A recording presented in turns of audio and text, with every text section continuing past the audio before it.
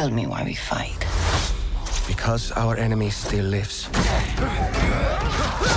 Another sequel that does things a bit differently, even though it's basically the same as the main series. Even though it's hard to talk about the main series with the Predator films.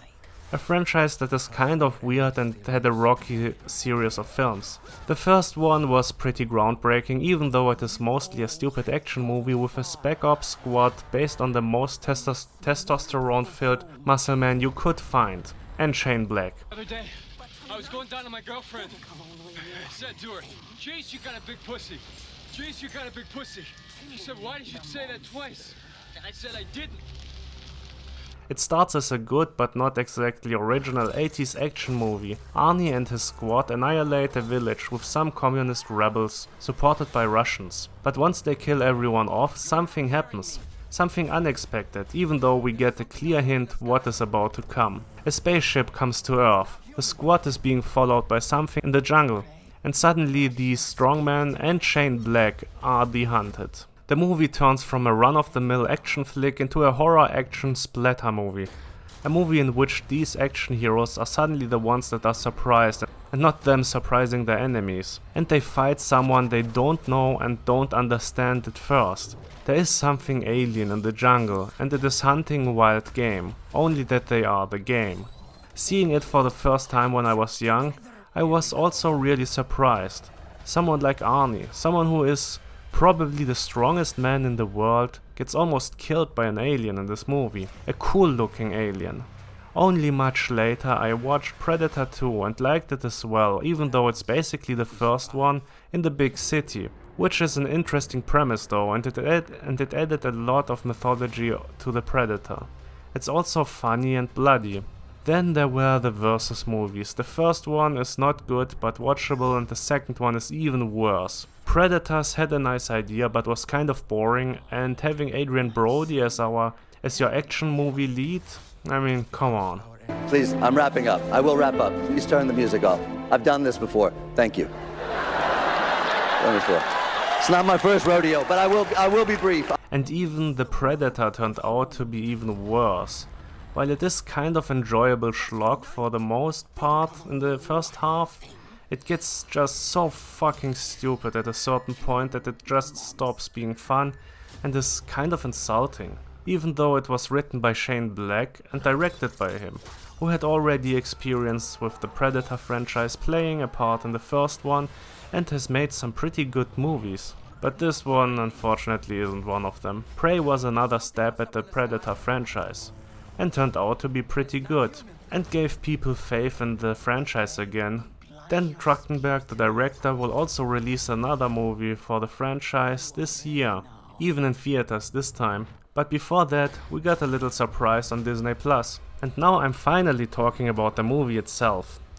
Predator Killer of Killers is an animated anthology action movie following 3 stories in different times, portraying the fight against the Predator, culminating in a last, all-connecting story. The style is similar to the Spider-Verse movies, in the sense that the frame rate is lower than normal, causing the animation to look more frenetic and movements seeming faster.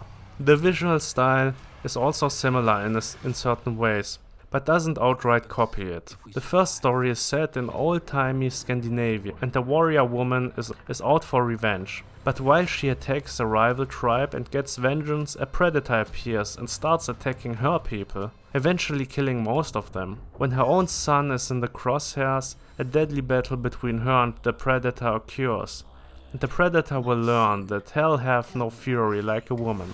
After that episode, we see the woman, older now and seemingly in an odd room that seems not like anything in her time, and the camera pans to another person in the room. A Japanese man who is sitting there and thinking about past events. The next story. We see 2 children in Japan during the Edo period who are fighting with sticks pretending to be warriors. Then we see them older, also play fighting. Well, more like training. After an event that tears the brothers apart, one becomes a warlord and the other one a shinobi, but both become enemies. The shinobi tries to kill his brother, but during the fight a predator appears and attacks. The brothers now have to put their differences aside and fight the bigger enemy. pretty cool and mostly without dialogue. It's just well made and shows well what the Predator is about, just like the previous episode. The third story follows a young man who wants to be a pilot. He is drafted for the Second World War and goes to the front line. In the Atlantic he fights, but he is a hothead and is grounded, just when his squadron is being annihilated. He and another pilot pick up the fight against the Predator, who is this time in his spaceship attacking. It's overall fine, but probably the least interesting story for me personally.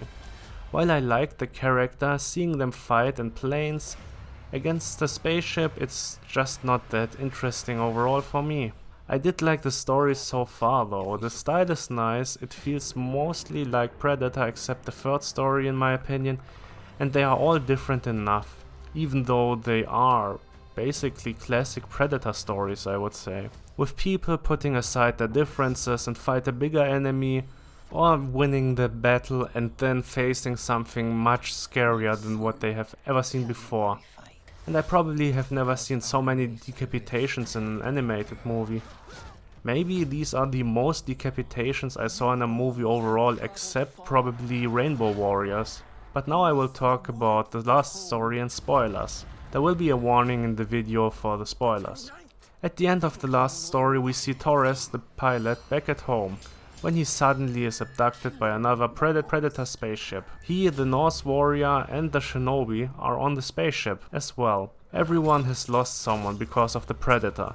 The woman lost her son, the shinobi his warlord brother, and the pilot another pilot who sacrificed himself to buy him some time. The 3 survivors are sent to the Predator's home planet. And an important Predator, maybe even the leader of the Predators, is forcing them to fight each other, and the survivor has to face him. We hear the Predator leader speak and be theatrical.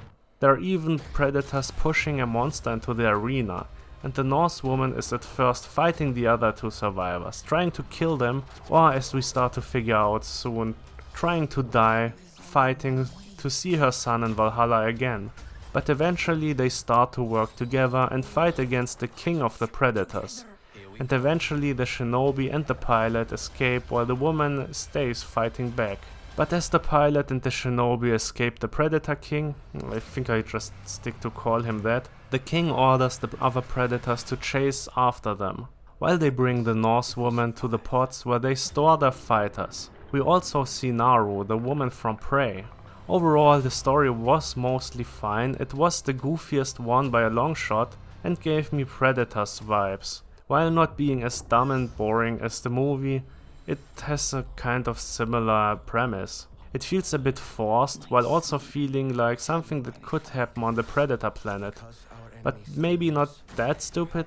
I mean, one of the Predators who is controlling the bomb collar that is attached to the survivors is eaten by the monster he drags in, and the pilot can get the Predator's arm module to unlock the collars and cut through the monster once he's swallowed by it.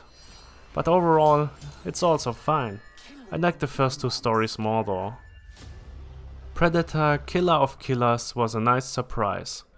It's an overall solid movie. While not being groundbreaking, it's a lot of fun and well made. The stories are interesting, it feels like a Predator movie and story and has interesting and very different characters that eventually clash. The Predators of each timeline also look quite different and interesting and have other strengths and weaknesses depending on the Predator.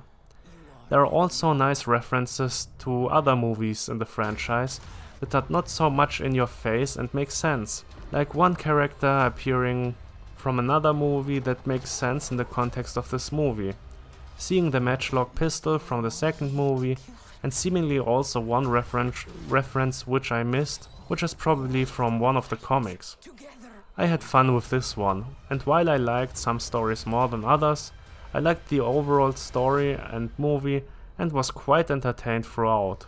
I also have more trust and goodwill for Dan Trachtenberg now, after seeing this, and I'm looking forward to the Predator Badlands movie after this. And Predator Killer of Killers gets a 7 out of 10. See you in the next one.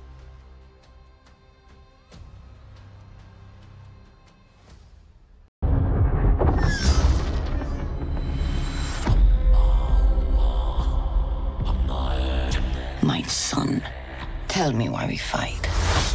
Because our enemy still lives.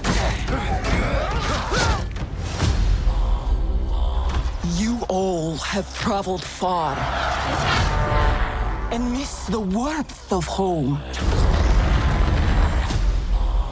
But tonight, think of only one thing. Killing the monster.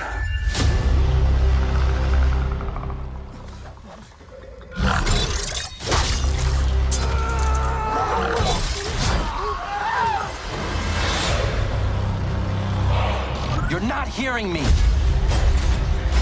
There's something else up in the sky.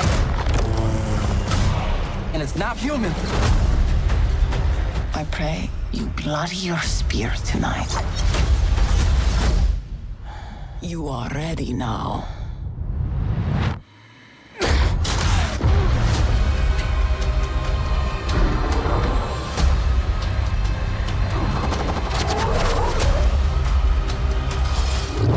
There's only one way to kill it. We must fight together. Here we go.